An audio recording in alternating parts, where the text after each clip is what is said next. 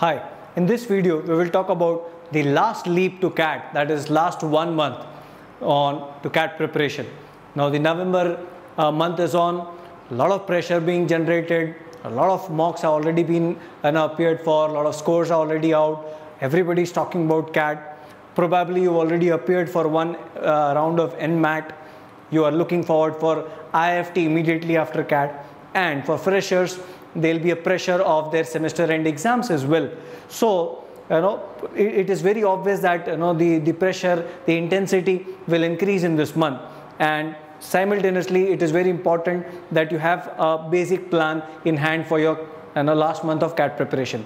So here we'll try to list about a couple of action items, the important items that you must follow in order to ensure that your preparation is going as per the pace required, or in case if the gear needs to be changed, you change it at the right time. Let us have a look at the first step that you should follow. First thing that you should do is try to consolidate all your performance, that is the before the September month and the October month where you have taken maximum mock. Try to analyze all the mocks that you've taken in last 1.5 to 2 months. You should have a performance chart for each section ready, and in that performance chart, one critical element that you'll have to prepare is the area of consistency. Please understand, it is the consistency that will reward you on the D-day, and hence you should know where exactly you've been scoring really well consistently in each mock. So if we talk about, say, quantitative section, okay, so there may be, say, around 12 chapters or around 16 to 17 different concepts where you have scored 100% accurate answers every time. You have not missed a single question in any of the mock. So those 15 to 16 questions or the 15 to 16 concepts becomes the most dependable element on the day of CAT for you, and you'll have to ensure that you do not miss out on any of these questions from each of the mock that you will be writing in the month of November. This will ensure that your score remains stable.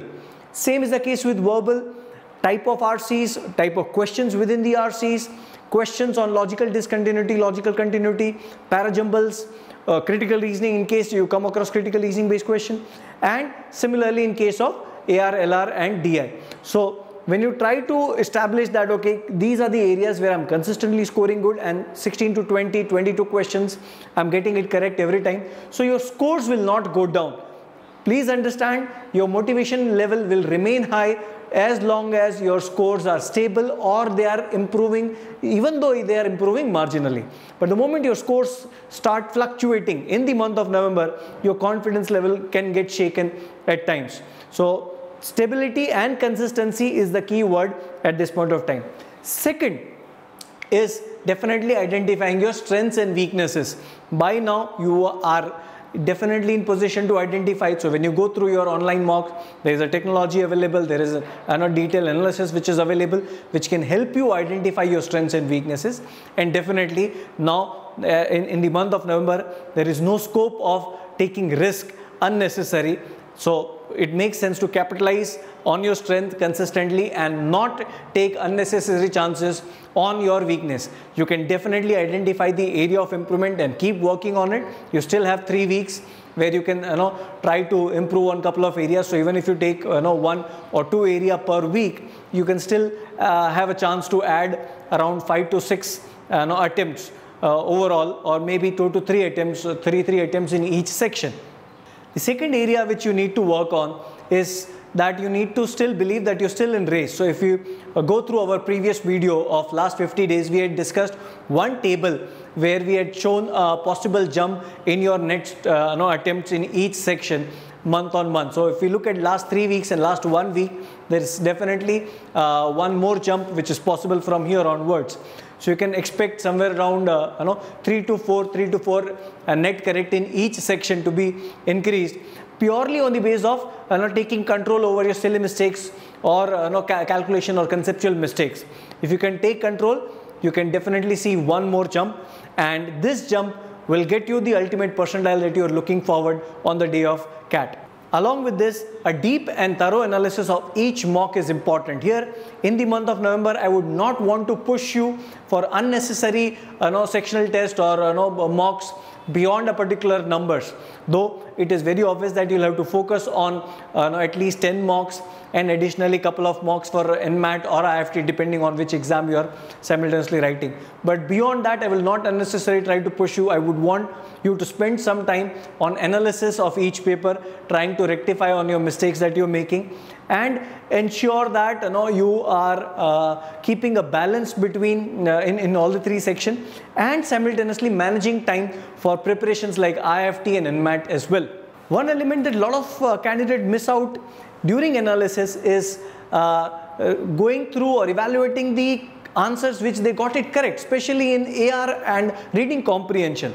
Now this is something which helps you build a strong confidence, especially when you look at RC. A lot of students forget to analyze the correct questions. They don't know whether their approach or their logic is right, or they got the answer by some other logic, because if it is some other logic, it is not going to work in the next exam. So please ensure you do not forget doing that as well. Next step is to keep a tab on various institutes affiliated to CAT. By now, a lot of deadlines will be closing by, and hence you will have to understand what is the score range that you are getting in your mocks. Try to add a couple of percentiles to it, because I'm sure if you are working sincerely, you will be able to improve on your score. So bifurcate all the institutes into three categories. One is aspirational. That means on the day of CAT, if you perform really well and you keep increasing, you will be able to achieve your aspirational percentiles. Second one is realistic. So the score range where your score has been locked, or you are anyways consistently getting a particular range of scores, say somewhere around 95 to 97 percentile is what you are consistently getting. So that becomes your realistic range. And third one is a backup. So in case something goes wrong on the day of CAT, you should still have a couple of calls in your hand. This will help you motivate, because when you are preparing so hard, when you are working towards something, and towards the end, if you do not have any calls in hand, you feel that the cycle is incomplete. So you need to go to the next stage of GD and PI, and in order to do that, you need to have sufficient number of calls in hand. And CAT is the best way to get multiple calls. So try to ensure that you do not miss out on any of the deadlines and have sufficient number of applications filled. Finally, you need to prepare for the D-Day. So by the time you would be watching this video, you would already have your admit cards in place. You would know your CAT center. You would know your time slot. So you'll have to start adjusting your body clock accordingly. There are a lot of students who have the habit of studying till late night. There are some students who get up early in the morning. But now you'll have to understand that your body has to get acquainted to your time slot. So if you have a morning time slot, please ensure you get up early in the morning, and the slot where your actual CAT is scheduled, you peak your body energies and concentration level. So this is something which will help you build a good score. Also, you need to start sitting for longer stretches, that is 3, 4 hours each, sometimes 5 hours each, with full concentration and full energy. Though CAT exam is just 3 hours, but you'll have to report at least 1.5 hours before that. So you need to have a good source of energy and good positivity with good concentration for those 4 hours and not just 3 hours. You should not feel drained out by the time you reach the last section. Additionally, you should also try to understand the utility of different software tools, that is mark for review, next, previous, etc, etc. So go through the demos multiple times. This will and try to utilize those various software tools, like marking the line in the RC passages, mark for review question, etc, etc. This will ensure that on the day of CAT, you do not do some silly mistakes in utilizing these software tools. Also, please ensure that you identify your venue and at least go to a venue at least a day in advance, so that you do not have to rush on the day of exam. Okay, you have to understand the venue, you have to understand the parking space, you have to understand the environment, the climate over there. This will get you acquainted to the atmosphere that you will be writing your actual exam on. Getting acquainted always helps. It always makes you feel comfortable, and this always helps in your concentration level as well. And finally, you have to keep yourself highly motivated, even though the paper may be tough. So if it is tough for everybody, and if it is easy for everybody.